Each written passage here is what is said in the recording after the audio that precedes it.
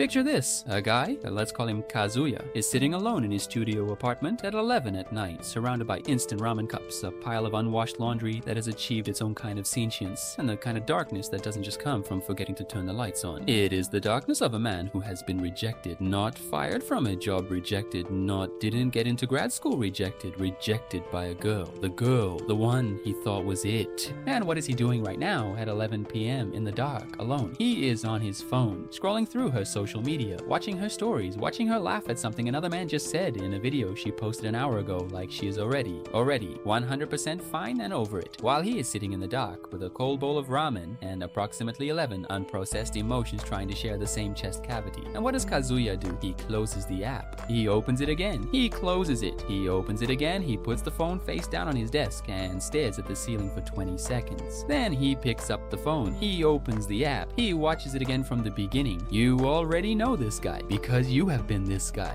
Or at least you have seen this guy somewhere. In a group chat, in a university dorm hallway, in the mirror at some point during a rough week. And if you genuinely have not, first of all, congratulations, and second of all, you are either very lucky or very dishonest, and statistically speaking, it is more likely to be the second one. Now here's where the story gets genuinely interesting, because Kazuya Kinoshita, college freshman, passionate anime fan, proud owner of biceps that have never once made anyone feel physically threatened, does not simply wallow forever. Well, he wallows for exactly the right amount of time, the way all of us wallow when something genuinely bad happens, and we are not yet emotionally ready to admit that it is fully, completely, irreversibly over. He eats bad food. He stops going to the gym, a routine he had maintained for almost 3 weeks and was very proud of. He tells his friends he is fine and then is visibly not fine within about 4 minutes of any conversation. He replays the breakup in his head every single night with the obsessive attention to detail that, if redirected, could probably get him into a prestigious graduate program. He goes through all the stages. Denial, where he convinces himself she will text. Anger, where he decides she was not even that great to begin with, a position he's able to hold for approximately 45 seconds, before his brain pulls up a highlight reel that completely destroys the argument. Bargaining, where he considers texting her something casual and natural and totally not desperate, and then spends 3 hours crafting a message that he ultimately does not send. And then finally, after about 3 days of this, he lands somewhere between depression and a very specific kind of bored recklessness that tends to produce terrible decisions. And that is when he does something that either makes him the most creative or the most catastrophically stupid man alive.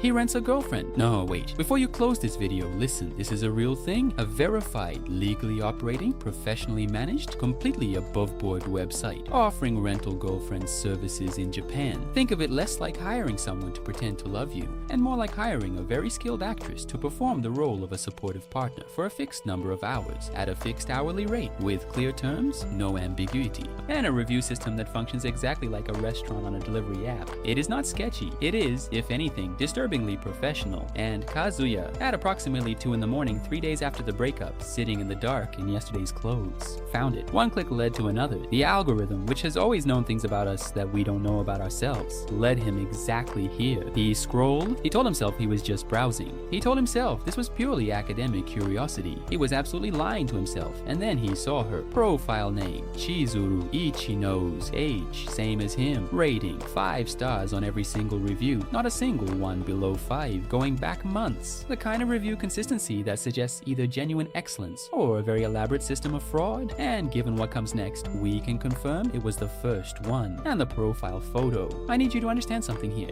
This photo did things to Kazuya's nervous system that probably should be studied by medical professionals. It was not provocative. It was not even trying particularly hard. It was just a girl looking slightly to the left of the camera with an expression that managed to be simultaneously warm and untouchable, like sunlight on the other side of a window. Long dark hair, a face that the universe had apparently spent extra time on. A smile that existed in the photo as only the suggestion of itself, like she was thinking about something pleasant but hadn't fully committed to showing you what it was. Kazuya stared at this photo for about 30 seconds. Then he booked her, full rate, Saturday afternoon to evening, paid immediately, felt a full cocktail of excitement, shame, regret, justification, more shame, a brief moment of what might have been courage, and then shame again. The date was set for the following Saturday. He spent the 6 intervening days oscillating between this is genuinely the worst decision I have ever made in my life and wait, but what if it is actually kind of great? Spoiler for anyone who needs it early, it was kind of great. And also, it led to the single most complicated, most embarrassing, most unexpectedly meaningful chain of events in this man's entire young life. Buckle up, this is a long one. Let us rewind properly and meet everyone before the chaos begins. Kazuya Kinoshita grew up in a regular family in Tokyo, the kind of regular that is pleasant but not particularly memorable. Parents who worked, a grandmother who showed up to everything, an apartment that was fine, a childhood that was fine. He was not popular, but he was not unpopular either. He liked anime, video games, the kind of friendships that involve a lot of sitting in someone's room not talking, just existing in comfortable proximity. He had never had a girlfriend.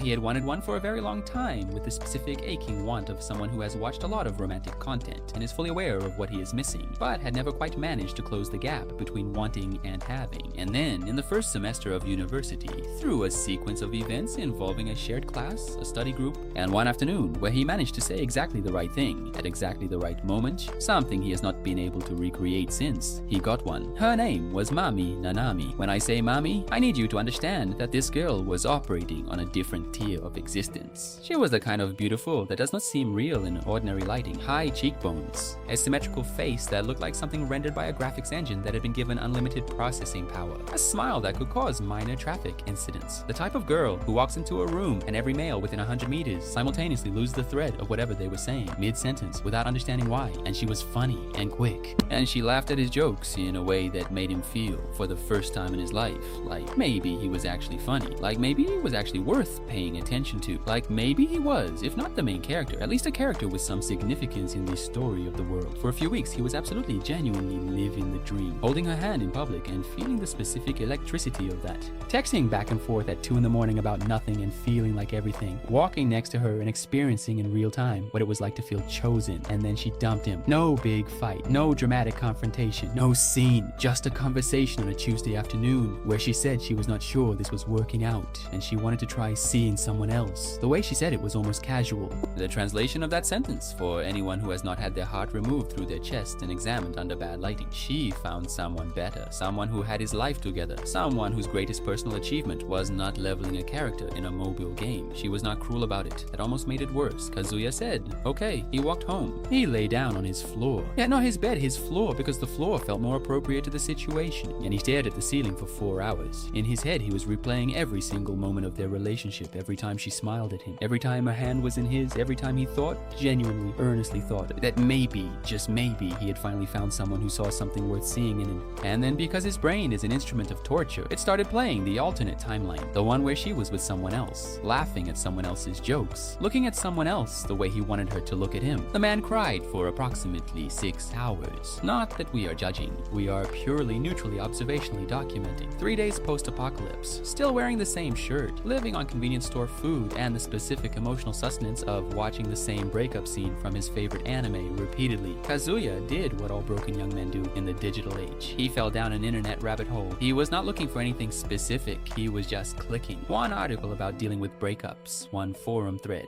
one sidebar advertisement, one click, and then he was on Diamond Girlfriends, and he was scrolling through profiles, and he was telling himself it was research, and then he was looking at a 5-star rated profile photo of a girl named Chizuru Ichinozi, and then he was booking her, and the rest is history. Saturday arrived. Kazuya showed up to the cafe they had agreed on 14 minutes early. He sat at a corner table. He fixed his hair using the reflection from his phone screen. He rehearsed what he was going to say. He rehearsed it again. He ordered a coffee he did not actually want and then held it without drinking it. He thought about leaving 4 times. He stayed all 4 times. And then Chizuru walked in and every single thought in his head was replaced by white noise. Now I want to paint this scene correctly because it matters. She was not overdressed. She was not performing a rival. She was just wearing normal clothes and had her hair a certain way, and she moved through the cafe the way people move when they are completely comfortable in their own skin, which is a quality that is rarer than it sounds and immediately visible when you see it. She found him. He was easy to spot, being the only person in the cafe who looked like he was waiting for a parole hearing, and she smiled. Not a customer service smile.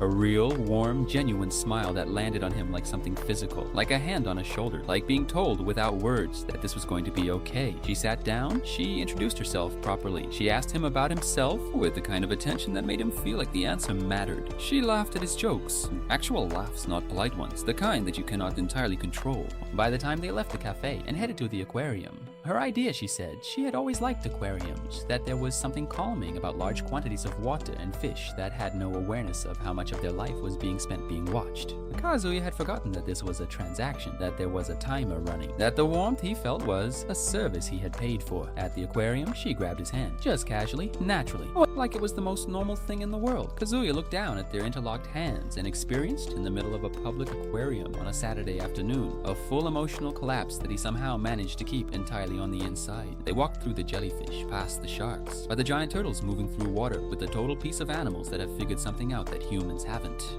Hey, he did not say anything about the hand, because saying something would have made it weird, and he refused to make it weird. When they said goodbye at the station, he bowed approximately 4 times, thanked her 5 or 6 more times than was necessary, and walked home in a state that scientists would probably classify as something between happiness and a very pleasant form of delusion. Then he got home, and he made the mistake that men always make when something is going well, which is immediately look for the information that will make them feel worse about it. He went back to her profile, he read the reviews, and very slowly, the warm, floating feeling in his chest started being replaced by something colder and heavier. One review mentioned she held their hand at the aquarium, described it as really believable, said she was very professional. Another said she made excellent eye contact and smiled at exactly the right moments, called it a 10 out of 10 performance. A third said the way she grabbed their hand while they walked. You would genuinely believe she liked you. Great actress. Every single moment he had been replaying in his head like a highlight reel. She was running a highlight reel. A professionally curated, time-tested, 5-star rated highlight reel that she had performed for multiple men before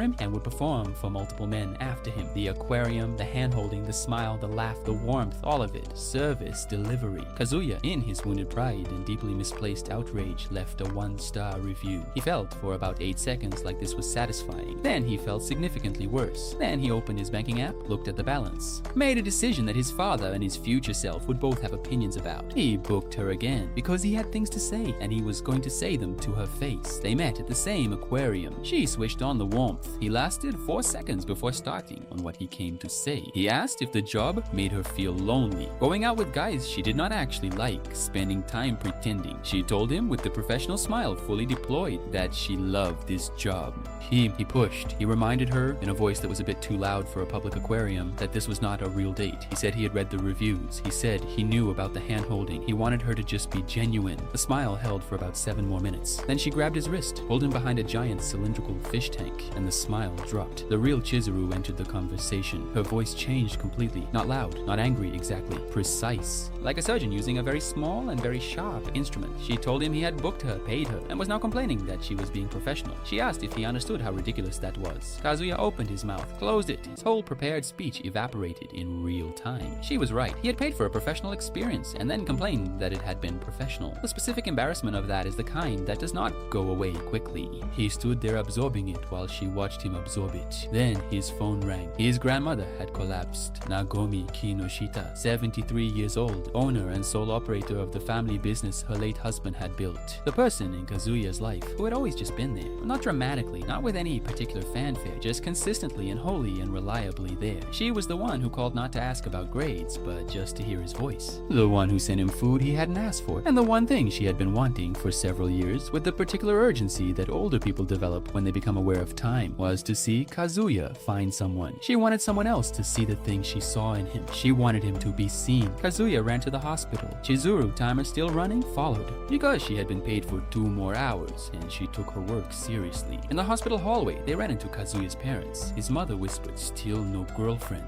And Kazuya, mind split between his grandmother and the woman standing beside him, whose rental timer was still technically running, said 6 words he had not planned to say. He said, "This is 𝐂𝐶hizuru, my girlfriend." His father said, "What?" And 𝐂𝐶hizuru extended her hand, smiled the full professional warmth, and introduced herself gracefully, warmly, with the kind of poise that makes people immediately trust you. Both of Kazuya's parents converted from skepticism to acceptance in about 4 seconds. When they went in to see Nagomi, the old woman looked at 𝐂𝐶hizuru, and her eyes immediately filled happy tears. She grabbed 𝐂𝐶hizuru's hands, called her beautiful, called her wonderful, said please have children soon. She wanted to meet them before she was gone. Then Nagomi asked the question. She asked it with the direct simplicity of an elderly person who has decided that at her age she no longer has any obligation to to be indirect. She asked if they had made love yet. Kazuya's soul exited his body through the top of his head. Chizuru, without a single visible moment of hesitation, said they wanted their first time to be really special, that they were waiting for the right moment. The sound Nagomi made in response could only be described as pure joy condensed into a single noise. She announced that she was going to find her hospital friends to share the news. What followed was approximately 20 minutes of the two of them trying to prevent Nagomi from broadcasting this information to the entire hospital wing.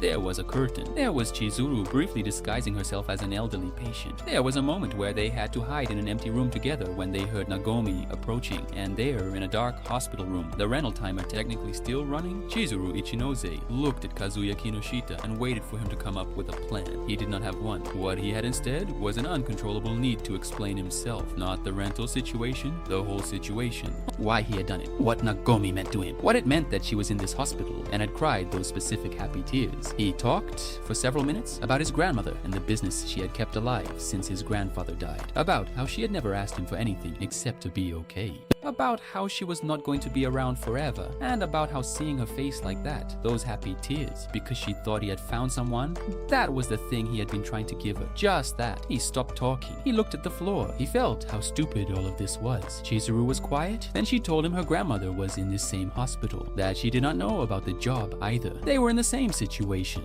And then she said if he ever felt lonely, he could call her. That was what she was there for. She meant it professionally, but in a dark hospital room, after everything he had just said, it did not quite land that way. And later that night, Kazuya deleted the 1-star review and gave her 5 stars. His fingers made the decision before his brain finished the thought. On her phone across the city, Chizuru saw the notification. Something that might have been the beginning of a smile moved across her face. Neither of them mentioned it afterward. Monday morning, trash day. Kazuya came out of his apartment in his worst possible configuration. Yesterday's clothes, hair doing something geological, holding a garbage bag of ramen cups, and walked directly into Chizuru, who lived in the apartment next to his, who had apparently always lived in the apartment next to his. They stared at each other. She told him not to acknowledge her at school, not to involve himself in her life, that they were complete strangers. She went back inside. He stood in the hallway for 90 seconds. Then his grandmother called. She was being discharged. She wanted to come visit. She wanted to see Chizuru. He knocked on the wall. No response. He went to her door. She got the terms document. She pointed to Rule 7. She closed the door. Nagami arrived 90 minutes later, knocked on every door in the hallway, spoke to 2 neighbors, and appeared through some mechanism that can only be described as grandmother navigation at exactly the right door. And Chizuru, because she is not actually a terrible person, opened her own door and let Nagomi in. With homemade food and the full professional warmth,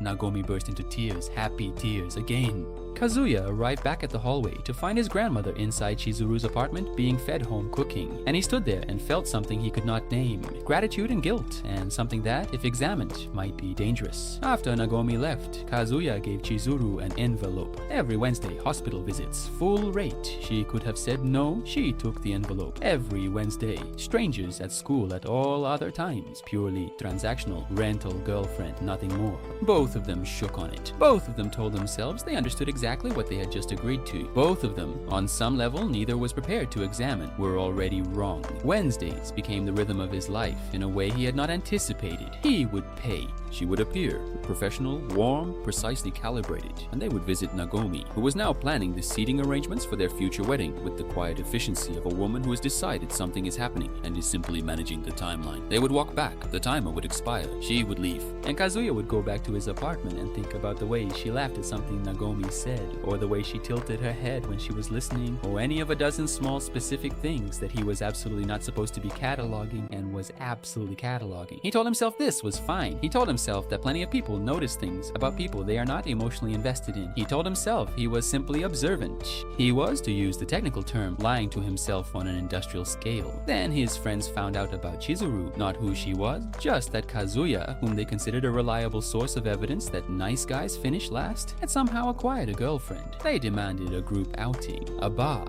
several friends. And because the universe keeps a very detailed list of things that would make any given situation most complicated and draws from it constantly, Mami was there. She arrived the way she always arrived everywhere, which is to say she made you notice it was happening. She said hello to everyone. She told Kazuya she was so happy for him, that she had completely moved on, that no one should make things awkward. Then she sat directly across from Chizuru and spent the next 20 minutes dismantling her, subtly, carefully, with the precision of someone who has done this before. before and who knows exactly how to do it, so that it does not look like it is being done. She mentioned to the table that Kazuya used to get so nervous holding hands that his palm would sweat. Wasn't that adorable, she said, as a funny little detail from their relationship, that he had never once made a confident decision about anything. She framed all of it as affection, old friend warmth, and the table laughed because it was framed well. Then Mami used the word vulgar, applied to 𝐂𝐨𝐴 to her attitude, said it with a laugh like a joke, like everyone should take it the same way. The table went still. 𝐂𝐶𝐴 put her drink down. She said she was sorry. She thought she had misheard. Could Mami say that again? Mami began to deflect. 𝐂𝐶𝐴 said she had heard perfectly and was asking for the word to be repeated, clearly, directly to her face. Mami smiled and said nothing, because the maneuver only works when nobody demands accountability for it, and 𝐂𝐶𝐴 had just demanded it in front of everyone with complete composure. The moment passed. Kazuya had watched it all, and then he turned to Mami and said she didn't mean anything by it. You know how she is. He said it in the gentle, apologetic tone of a man who is still trying to manage the feelings of someone who hurt him, which is one of the most reliably self-defeating things a person can do. 𝐂𝐶𝐴 went still in a different way, not angry, something more like the quiet that happens right before you decide something. She collected her coat, said goodnight to the table, left. Mami pulled Kazuya aside later that night, when enough drinks had been consumed that his judgment was operating well below its modest standard capacity. She told him she had lied about the new boyfriend, said she had been thinking about him. Maybe they had made a mistake. She invited him back to her place. Kazuya felt every careful wall he had been building for weeks dissolve simultaneously. He said yes immediately. Then her phone rang. Her brother needed something. She said maybe another time. She left. Kazuya stood in the street and then thought about 𝐂𝐶𝐴, about her face when he said that to Mami, about how she had defended herself with such precision and he had immediately undercut it. He went home. He stood outside her door. He rang the bell. He apologized properly. Not a deflection apology. He told her she had done something exactly right and he had made it wrong. She told him she was not angry, that she was a rental girlfriend and it was not her place to be angry. He said, that is exactly what I am apologizing for. She told him that caring this much about one relationship was not pathetic. It meant he took love seriously. That was not a flaw. She closed the door. Something had changed. He wasn't sure what. He wasn't ready to examine it. Beach trip. The whole group and Mami, invited by an administrative oversight that was almost certainly deliberate. Kazuya, trapped by social architecture, invited 𝐂𝐶𝐴. She arrived at the beach and had an immediate and comprehensive impact on Kazuya's capacity for coherent thought. He tried to have normal conversations about normal things and managed, heroically, to produce sentences that were grammatically approximately correct. Mami worked the day, told stories. Mei pointed eye contact with 𝐂𝐶𝐴, and then in the late afternoon, she got Kazuya alone near the rock formation. She told him she missed him, that she had made a mistake. She asked whether he still had feelings for her. Kazuya felt an old wound reopen. The honest answer was yes, still yes. The yes had never gone anywhere. He had just put a cover over it. She had just lifted the cover. He opened his mouth. His phone rang, his grandmother calling to tell him she was being discharged. And while he was looking at his phone, he looked across the sand. He saw 𝐂𝐶𝐴 at the water's edge, alone, not performing anything, not being warm at anyone, just standing there watching the water, existing as herself in a way that he almost never got to see because she was almost always performing something. Something about seeing her like that, unguarded, real, just a person at the edge of the ocean. He stopped the sentence he had been about to say to Mami in a way he could not entirely explain. Mami leaned in. Kazuya stepped back. He said he needed to get back. He walked across the sand and did not look at either of them for a while. Ferry ride home. Everyone tired and salt-stained. 𝐂𝐶𝐴 was seasick, gripping the railing, pale, the professional composure nowhere to be found. Just a person who is genuinely uncomfortable. Kazuya stood near her, offered water, got waved off, tried again. His phone had a message from Mami. The right words in the right order, in exactly the right amount of casual, suggesting tonight was still possible. He stared at it. Then 𝐂𝐶𝐴's hand slipped. She went over the side. Kazuya did not think. He dropped the phone with Mami's message on the screen, and jumped into the ocean, off a moving ferry, in his clothes. Some because she was in the water and she was not surfacing fast enough and there was nothing else to consider. He got to her, got them both up, kept her head above water until the crew threw a line. When they dragged them both onto the deck, Kazuya was conscious for about 30 more seconds and then went limp. He had inhaled too much water. 𝐂𝐶𝐴 knelt next to him and her professional composure disintegrated. Panic. Actual panic. The kind that happens when your body reacts before your brain has a chance to apply its usual controls. She checked his breathing. She started compressions. She talked to him while she did it, not calmly. She called him an idiot. She told him to breathe. She used his name in a way that was more than a client identifier. And when the compressions were not bringing him back back fast enough, she pressed her lips to his and breathed for him. Standard CPR protocol, completely correct procedure. Oh, that was what it was. She turned away before his eyes opened so he could not see her face in the moment between when he started breathing and when she put the composure back. In the ambulance, she sat next to him and replayed one thing. She had watched him look at his phone. She had watched him see the message. And then she had watched him drop the phone in the water without a second's consideration and jump. He had not calculated anything. He had just come. She sat in the ambulance and tried very hard to figure out what to do with that information. She was not succeeding. Recovery, hospital, friends, and then Ruka Sarashina entered this story the way a weather system enters a forecast. Not because anyone invited it, but because conditions created it. She was another rental girlfriend, younger, relentlessly cheerful.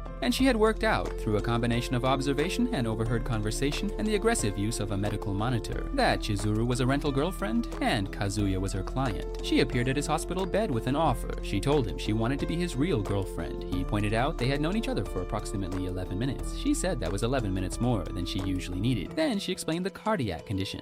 Her pulse almost never elevated, but near him, she had tested it with medical equipment. It elevated every time she produced the data. She was not going away. She had leverage. She had the specific energy of someone who has decided something and will not be deterred by normal social friction. Kazuya, in a decision he would begin regretting within 48 hours, agreed to try. He regretted it approximately 48 hours later when she started sending him daily schedules. The beach had produced at least one useful thing. 𝐂𝐨𝐵 sitting Kazuya down and telling him the truth. He had known Kazuya since they were children. He sat Kazuya down and said plainly, "You are in love with Chizuru. You jumped off a moving ferry for her. You had a message from mommy on your phone and you dropped it in the water without a second's thought because she was in the ocean." Well, that is not the behavior of a man who thinks of someone as a professional service. Kazuya started to construct an explanation. 𝐂𝐨𝐵 did not let him. He said the longer Kazuya kept pretending, the more people would get hurt, and the person most likely to end up hurt was Chizuru, who deserved better than being someone's transitional arrangement. Then he walked away and found Chizuru. He sat with her on the beach when the sun was getting low. He told her about the plant. When they were 9, 𝐂𝐨𝐵 had accidentally destroyed a plant Kazuya had been growing for 3 months. He had watched Kazuya replant it, water a dead root for 6 weeks, talk to it, refuse to accept that it was gone, and then one Tuesday in autumn, it had produced a single small green shoot, and within another month it had become the most remarkable plant either of them had ever seen. 𝐂𝐨𝐵 told Chizuru that this was Kazuya, that he would do that for anything he believed in,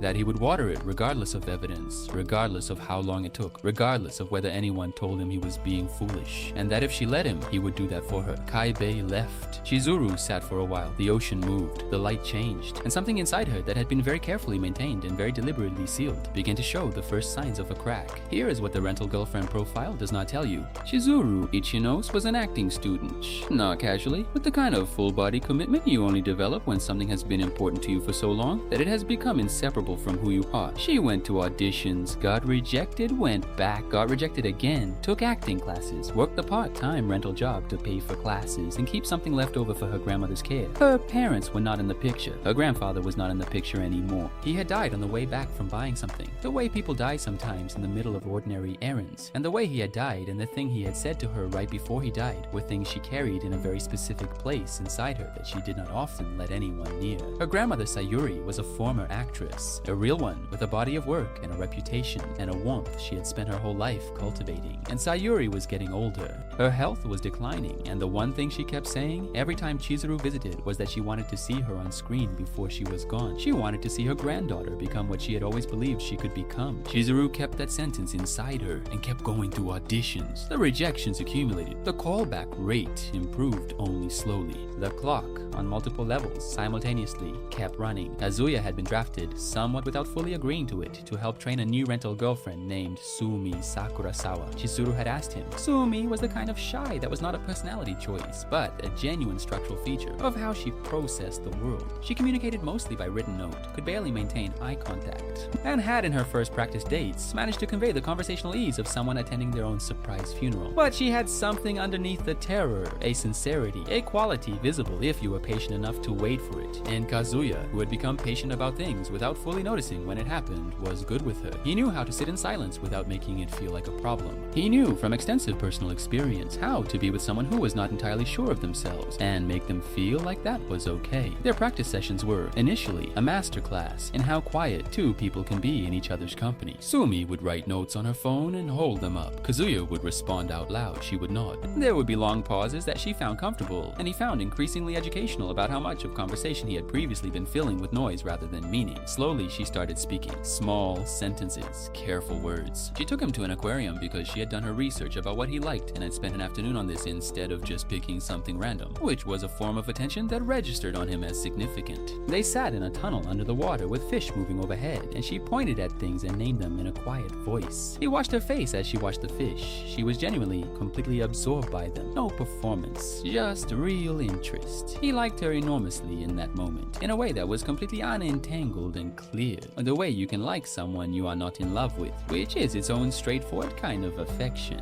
When they came to the surface and she slipped on wet tile and he caught her arm and she said in barely a whisper that she was sorry, he told her she had nothing to be sorry for and meant it completely, and she looked at him with an expression he did not know what to do with, and then looked at the floor. On a rainy afternoon, they ended up at a bowling alley. Sumi, it turned out, had a competitive instinct that her general softness entirely concealed. She bowled 6 strikes in a row with the calm focus of someone who has been doing this for years and sees no reason to perform modesty about it. Kazuya stared at her. She wrote him a note that said, "I took lessons when I was small." He wrote back, "You could have mentioned that." She wrote, "You didn't ask." He stared at that response for a moment. He started laughing. She looked at him confused, and then at her own note, and then she started laughing too. The full, genuine, unguarded kind, not the careful kind she usually deployed. It lasted about 30 seconds. When it ended, they were both slightly surprised. She put the phone back in her pocket. He picked up his ball. They bowled for another hour, and she beat him by a significant margin and did not make a thing of it, and he respected that. The photo booth in the arcade was her idea. At the end of one of their last practice sessions, she wanted to see if she could do it without freezing. A practice for being in close physical proximity with a client without shutting down. They got in. The machine offered options. She chose a couple's pose practically without making eye contact with him when she did it, just pressing the button with the determination of someone completing a task. He stood next to her. The machine counted down. She was very still. He glanced at her. She was looking straight ahead at the lens with an expression of fierce concentration, like she was trying to solve something hard. He thought about saying something to make her relax. Then he thought that she did not need him to manage her experience. She was doing this herself. She pressed the button for the next pose, and the next. And when the strips came out and she looked at them, something in her expression shifted very slightly into something softer. She folded the strip carefully and put it in her bag. He got a copy. He looked at their faces in the photos, both slightly rigid, slightly real. He thought she would be fine. And he thought she would be more than fine, actually, when she found someone who understood that her quietness was not a deficiency, but a quality, and who was willing to wait in the silences with her. Ruka was, in the aftermath of everything, increasingly present and increasingly frustrated. She had been patient. She had given him room. She had watched him think about Chizuru continuously, while technically being in something with her. The love hotel incident was not Kazuya's finest navigational moment. Ruka arranged a scenario, blindfolded him on the pretense of a surprise, removed the blindfold in a love hotel. It was exactly what it looked like. Kazuya attempted to leave.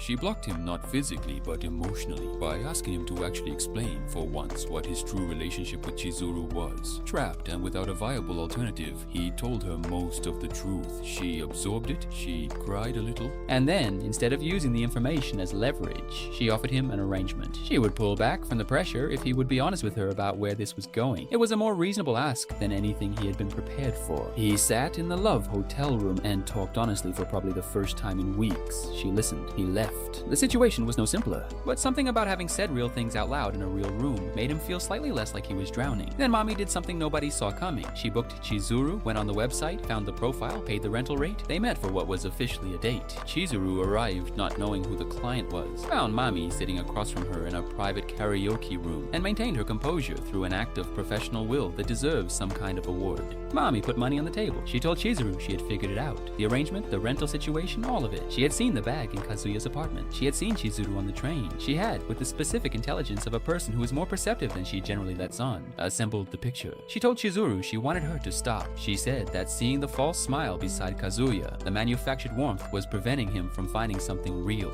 She said it with the concerned tone of a person acting in someone else's best interests. Chizuru looked at her across the karaoke room and said nothing for a long time. Then she asked Mommy one question. She asked how Mommy Mami felt about Kazuya. Mami deflected. Chizuru asked again, more directly. Mami said it was between them. It was not her business. And Chizuru, who had been listening carefully, said, I have spent months watching what kind of person he is. He is someone who jumps off a ferry into a burning building. Off a balcony. He just jumps because someone needs him. I want you to think about whether you deserve someone who jumps. Mami said nothing. Chizuru left. Mami sat in the karaoke room for a while afterward. She was doing some kind of calculation. She was not sure the answer came out the way she had expected. There was a mixer. His friends organized it. And by some coincidence, Chizuru was there, with friends he had not met, without the professional warmth deployed. Just herself at a social gathering, laughing at something someone said, not performing anything for anyone. He sat across the room from her and tried to behave like a person who had not noticed she was there. He was not successful at this. The evening went on. Drinks were consumed. Someone at the table began talking about Kazuya's girlfriend, about how incredible she was, about how she was clearly out of his league. Chizuru, sitting several seats away and not supposed to know him, listened to this with an expression that required effort to maintain. Someone started to reach toward her face. She shifted just enough without making it look deliberate. The moment passed. Kazuya caught her eye for a fraction of a second across the table. She looked away first. He looked away second. Both of them then looked at their drinks. He drank too much. More than he intended. The specific combination of the mixer and the pretending and the effort of being in the same room as Chizuru, while not being allowed to acknowledge it, had accumulated over the evening into a weight that the drinks temporarily relieved and then dramatically worsened. He walked home alone and found, several blocks from his apartment, that his legs were not fully cooperative. He sat on a step. The city went on around him. He felt, in the drunken and simplified way that this state produces, very clearly the outline of his actual situation. He was in love with a woman he paid by the hour who had done nothing to indicate this was reciprocated. He was technically in a relationship with a woman who genuinely cared about him and whom he could not manage to care about in return. He sat on the step and thought about all of this in the blurry, honest way that alcohol produces and sobriety usually prevents. Chizuru appeared. She had apparently seen him leave and followed because whatever she was willing to admit about her feelings, she was not willing to let him navigate home alone at midnight in this condition. She helped him up. She walked with him. He talked more than he should have, said things more honestly than he usually managed, and she listened without interrupting. When he needed to stop at a railing and be sick, she stood next to him and put her hand on his back. She rubbed small circles on his back while he was sick into a canal, and she did not make a thing of it. When he was done, he apologized. She told him to stop apologizing and walk. At his building, she helped him find his keys. Inside, she made him drink water. He looked at her in the kitchen light, the professional warmth nowhere in sight. Just a person who had come to get him because he needed getting. He said something. She told him to sleep. He did. He woke the next day with a headache and the clear memory of everything he had said, and the less clear but more significant memory of her hand on his back. In his refrigerator was a hangover remedy she had left before she went home. He looked at it for a long time, then he drank it. Then he sat at his kitchen table and acknowledged quietly to himself what he had actually been feeling for a while. One evening he was walking home and he saw Chizuru in the city with a man, well dressed, her age, clearly comfortable with her. They were laughing about something, going into a cinema, walking the way people walk when they are genuinely glad to be somewhere together. Kazuya told himself it was nothing. He told himself this for approximately 30 seconds. Then he followed them. This is not a behavior that Kazuya endorses or would be proud of in retrospect. He followed them because the part of his brain not operating on any identifiable logic had decided it needed more information. He ended up in a bathroom standing next to the man at the sink, and he heard him on his phone talking about Chizuru, saying he had helped her choose it, had helped her find the right one for her client. The birthday was coming up and she wanted it to be something real, and he had helped her narrow it down. Kazuya stood at the sink for a long time after the man left. The specific silence of a person realizing they have spent 3 hours surveilling the process of someone choosing their birthday present is a very particular kind of silence. He said several accurate but unflattering things to himself on the walk home. Chizuru was outside her building when he arrived. He confessed. The whole thing, start to finish. She called him an idiot. He agreed. She called him a complete, total He agreed before she finished. Then she took a box out of her bag. She said it was not a gift. It was a symbol of sorry for making him deal with Ruka largely by himself. Inside was a phone case. She had chosen it specifically for him. Had spent an afternoon doing that. The first time in his entire life that a girl had chosen something with him specifically in mind and then given it to him. He cried right there on the pavement. The quiet kind of tears that arrive when something good happens and you had stopped expecting good things to happen. She told him not to make it a thing. He said he was not making it a thing. She pointed out he was literally crying. He said it was just the first time. A long pause. She sat down beside him on the step. The snow started just lightly, and they sat there, the two of them, in the cold, because neither of them moved to leave, because something had shifted quietly, the way things shift when they are becoming something else. One afternoon, he found her at a baseball batting cage. It was not where he had expected to find her. He had gone out looking for a birthday present for her because the date was approaching, and he had no idea what to get her, and he had been circling the problem for several days without getting any closer to an answer. She was at the cage wearing a cap pulled low, feeding tokens into the machine, swinging at pitches with a focus and rhythm that suggested she had been here many times before. He watched for a while before she noticed him. When she did, she looked mildly embarrassed. Not at being seen, but at being seen doing something that was purely for herself rather than for any particular purpose. She explained without being asked that she came here when things were frustrating, that there was something about the mechanical repetition and the physical effort and the sound of bait meeting ball that helped her think about nothing for a while. She fed in another token. He sat on the bench and watched her swing. She hit the next 7 pitches cleanly. He understood watching her what 𝐂𝐨𝒏𝒄𝒊𝒆 had meant. She carried things in a way that left no visible evidence of the weight. But here, in this cage, she was putting the weight down for a few minutes. She offered him a turn. He stepped up. He missed the first 3 pitches completely, which she found visibly entertaining without saying so. He hit the 4th. She said nothing, but the corner of her mouth moved. He stayed for another 20 minutes. They did not talk about anything significant. That was somehow the most significant part of it. He took her to a school uniform date. It was a special request he had made when he booked her, feeling complicated about it, but doing it anyway. He wanted one afternoon from the high school experience he had never actually had. The one where you walk next to someone and people can see that you belong together. She arrived in the uniform looking like she always looked, which is to say, impossible to look directly at for more than a few seconds at a stretch. He was also wearing a uniform, which she found confusing and then found oddly appropriate. They walked through a shopping district in the afternoon light, and people looked at them, and Kazuya felt, in the specific way he had been hoping to feel, like a real person in a real story. She caught him looking at her multiple times. Each time she just said, "Stop staring." He said he wasn't staring. She said she could see you in the reflection. He conceded the point. They got churros. He wanted her to take a bite from his first, which he could not quite bring himself to say directly, and she said simply "here" and held hers out to him first, which meant the conversation he had been building toward was unnecessary, and also that she had, on some level, anticipated it. He thought about that for the rest of the afternoon. The photo booth was her suggestion this time, and this time they were both less rigid. The faces in the photos looked like people who were somewhere between where they had started and where they were going, which was, if you thought about it, exactly correct. Kazuya had been drafted, somewhat without fully agreeing to it, to help train a new rental girlfriend named Sumi Sakurasawa. Chizuru had asked him. Sumi was the kind of shy that was not a personality choice, but a genuine structural feature of how she processed the world. She communicated mostly by written note, could barely maintain eye contact, and had in her first practice dates managed to convey the conversational ease of someone attending their own surprise funeral. But she had something underneath the terror, a sincerity, a quality visible if you were patient enough to wait for it. And Kazuya, who had become patient about things without fully noticing when it happened, was good with her. Their practice sessions were a masterclass in how quiet 2 people can be in each other's company. Sumi would write notes on her phone and hold them up. Kazuya would respond out loud. She would nod. There would be long pauses that she found comfortable, and he found increasingly educational about how much of conversation he had previously been filling with noise rather than meaning. Slowly, she started speaking, small sentences, careful words. She took him to an aquarium because she had done her research about what he liked and had spent an afternoon on this instead of just picking something random, which was a form of attention that registered on him as significant. They sat in a tunnel under the water with fish moving overhead, and she pointed at things and named them in a quiet voice. He watched her face as she watched the fish. She was genuinely completely absorbed by them. No performance, just real interest. He liked her enormously in that moment, in a way that was completely unentangled and clear.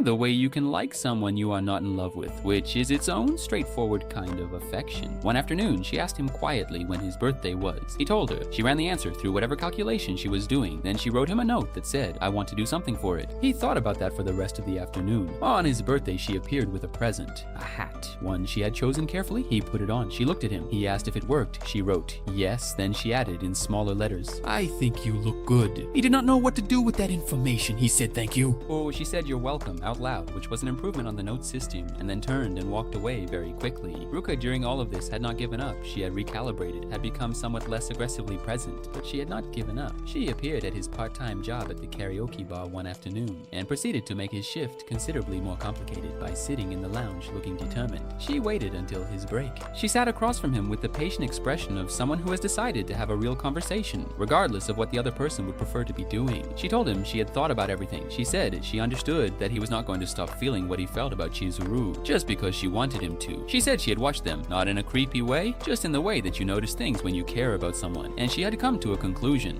She said she's going to leave the job when she becomes an actress. When that happens, you won't have a reason to keep the arrangement. You need to say something before that. He looked at her. She was right, and they both knew it, and he could see in her face that saying it had cost her something. He thanked her. She looked at the table. She said she was not doing it for him. She was doing it because she respected honesty. He was not sure that was entirely true, but he respected it anyway. 𝐂𝐨𝒏𝒄𝒊𝒆, during one of their family gatherings to celebrate absolutely nothing in particular except the ongoing existence of everyone, produced a ring, an old one, her engagement ring from her late husband, who had given it to her in the specific context of a story that had apparently involved a mountain, a very bad weather forecast, and a large quantity of optimism. She held it out to 𝐂𝐨𝒏𝒄𝒊𝒆. 𝐂𝐶𝒏𝒄𝒊𝒆 started to say something. 𝐂𝐭𝐨𝒏𝒄𝒊𝒆 told her she wanted her to have it, not as a symbol of engagement to Kazuya specifically, though she noted she would not complain if that also happened. She wanted her to have it because she had come to love her. She wanted her to know that even when Sayuri was gone, even when the people who had always been the fixed points of her world were no longer there, she would still have them. 𝐂𝐶𝒏𝒄𝒊𝒆 sat with this. The ring was small and old and very real. She accepted it. She put it on a different finger. Kazuya watched this happen from across the room and felt approximately everything at once. Sayuri Ichinos asked to speak to Kazuya alone one afternoon when 𝐂𝐶𝒏𝒄𝒊𝒆 had stepped out. She asked what he thought of 𝐂𝐶𝒏𝒄𝒊𝒆's acting. He said she was extraordinary. She was the best thing in everything she did. She was the reason you could not look away. Sayuri told him that 𝐂𝐶𝒏𝒄𝒊𝒆 was strong and everyone believed it. She said the strength was real, but it was not the whole story. She said 𝐂𝐶𝒏𝒄𝒊𝒆 had been lonely for a very long time, that she went to sleep alone and woke up alone and carried everything alone because she had learned very early that the people you counted on went away. She said she worried that this had become so deep in her that she would not know how to let someone in, even if she wanted to. She looked at Kazuya. She asked him quietly and directly to see 𝐂𝐶𝒏𝒄𝒊𝒆, to actually see all of it, and to stay when he did. Kazuya looked at the old woman in the hospital bed and said without hesitation, without any of his usual verbal hedging, "I love her." Sayuri smiled. She said she knew. She told him to tell 𝐂𝐶𝒏𝒄𝒊𝒆 that, not her. The doctor pulled 𝐂𝐶𝒏𝒄𝒊𝒆 aside. Sayuri did not have much time. Weeks, maybe months. 𝐂𝐶𝒏𝒄𝒊𝒆 walked home alone through streets that felt tonight like they belonged to a different city. Kazuya was waiting outside her door.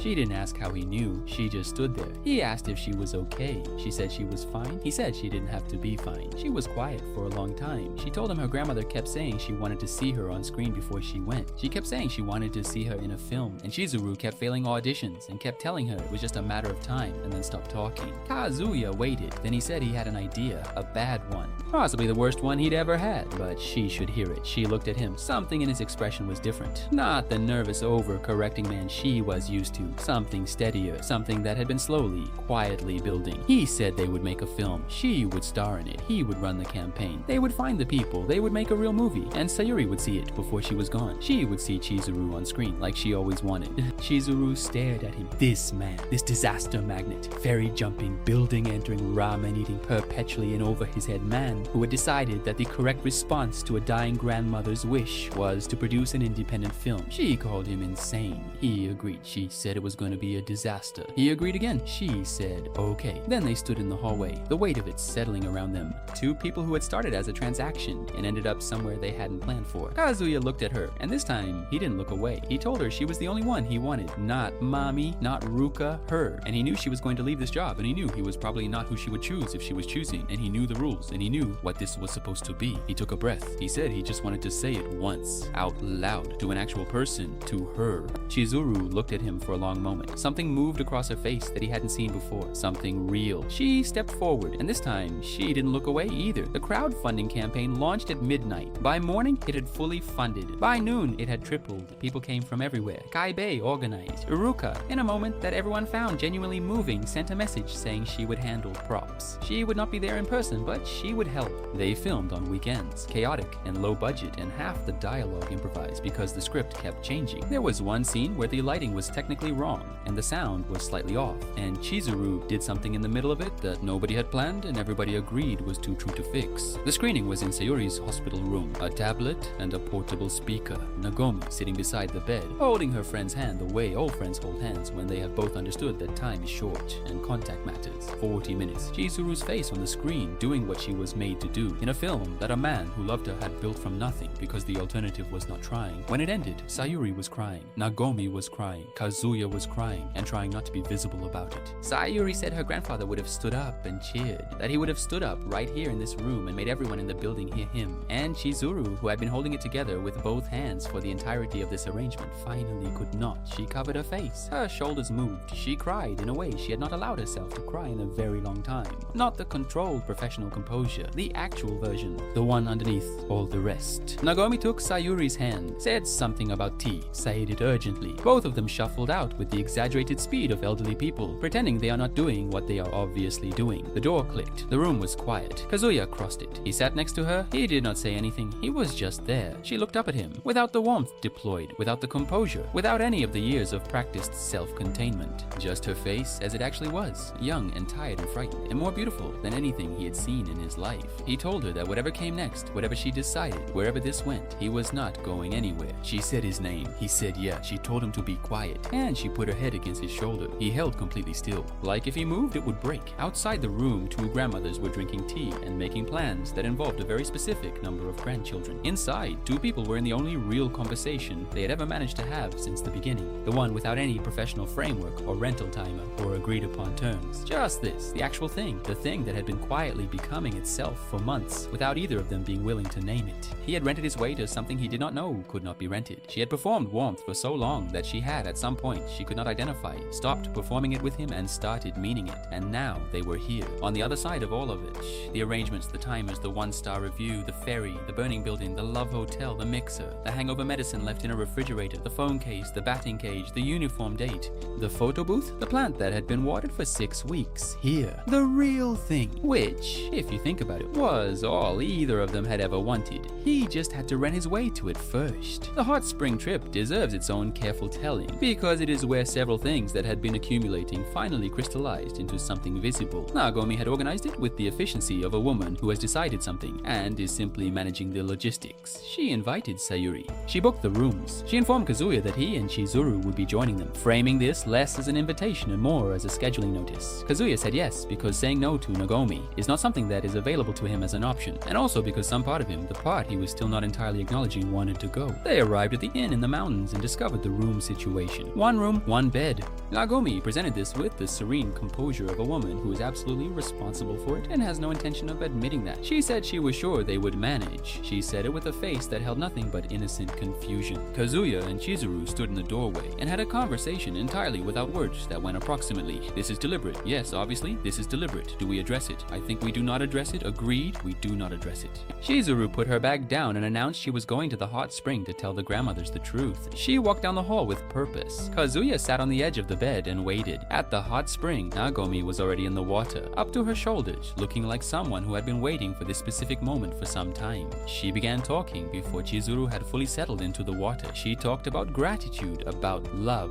about what it means to watch a grandchild find their person. She talked about how Sayuri had told her that 𝐂𝐶ZURU used to cry herself to sleep sometimes in the hospital from exhaustion and loneliness and the particular grief of carrying everything alone. She said that when she had first seen 𝐂𝐶ZURU with Kazuya, she had seen someone who for the first time was not carrying it alone. She did not need to understand the full complexity of the situation. She needed only to know what she saw when she looked at 𝐂𝐶ZURU's face. 𝐂𝐶ZURU sat in the hot water and let all the prepared sentences dissolve. She asked what 𝐂𝐵OMI would do if she found out there were things about the situation that were not what they seemed. 𝐂𝐵OMI said she had lived 73 years. She had learned the difference between a person who was performing goodness and a person who was good. She already knew which one she was looking at. 𝐂𝐶ZURU closed her eyes. The steam moved. The truth stayed inside her. When she came back to the room, Kazuya had attempted to set up a meal from room service and achieve something that could charitably be described as impressionistic. She laughed, a real laugh, without managing it, and then they ate on the floor together, talking until midnight, saying the kind of thing that only gets said when the situation is strange enough that the usual defenses feel less necessary. He talked about his grandfather, who had died when he was was in middle school and how for months afterward he had kept expecting him to be there. She talked about her parents, briefly and without detail, in the way you talk about things that are too large to summarize, but that the other person deserves to know the shape of. When it was time to sleep, she told him to take the bed. He offered the floor.